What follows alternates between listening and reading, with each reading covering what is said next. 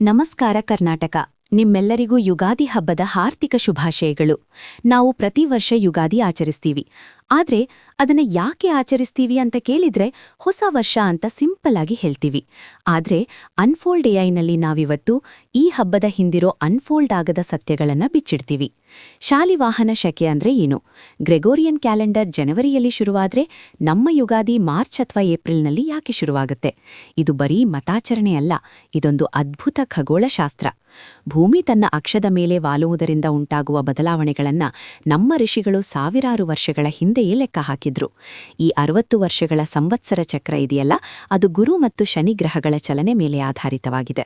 ಈ ವರ್ಷದ ಕ್ರೋಧಿ ಸಂವತ್ಸರ ಎಂದರೆ ಕೋಪ ಎಂದರ್ಥವಲ್ಲ, ಬದಲಿಗೆ ಪ್ರಕೃತಿಯಲ್ಲಾಗುವ ತೀವ್ರ ಬದಲಾವಣೆಗಳ ಸೂಚನೆ. ಅಷ್ಟೇ ಅಲ್ಲ, ಬೇವು ಮತ್ತು ಬೆಲ್ಲದ ಮಿಶ್ರಣವು ಚೈತ್ರ ಮಾಸದಲ್ಲಿ ಹರಡುವ ವೈರಲ್ ಸೋಂಕುಗಳ ವಿರುದ್ಧ ಹೋರಾಡಲು ದೇಹವನ್ನ ಸಜ್ಜುಗೊಳಿಸುತ್ತದೆ. ಇದು ಜೈವಿಕವಾಗಿ ಮತ್ತು ಆಧ್ಯಾತ್ಮಿಕವಾಗಿ ನಮ್ಮನ್ನ ರೀಸೆಟ್ ಮಾಡುವ ದಿನ. ಇವತ್ತಿನ ಈ ಡೀಪ್ ಡೈವ್ ವಿಡಿಯೋದಲ್ಲಿ ನಾವು ಪಂಚಾಂಗ ಶ್ರವಣದ ಮಹತ್ವ ಮತ್ತು ನಮ್ಮ ಸಂಪ್ರದಾಯದ ಹಿಂದಿರೋ ಲಾಜಿಕ್ ಬಗ್ಗೆ ಪೂರ್ತಿ ತಿಳಿಸ್ಕೊಡ್ತೀವಿ. ಈ ವಿಡಿಯೋನ ಪೂರ್ತಿ ನೋಡಿ, ನಿಮ್ಮ ಫ್ರೆಂಡ್ಸ್ಗೂ ಶೇರ್ ಮಾಡಿ. ಇಂತಹ ಮತ್ತಷ್ಟು ಇಂಟ್ರೆಸ್ಟಿಂಗ್ ವಿಡಿಯೋಗಳಿಗಾಗಿ ಅನ್ಫೋಲ್ಡ್ ಎಐ ಚಾನೆಲ್ ಸಬ್ಸ್ಕ್ರೈಬ್ ಮಾಡಿ.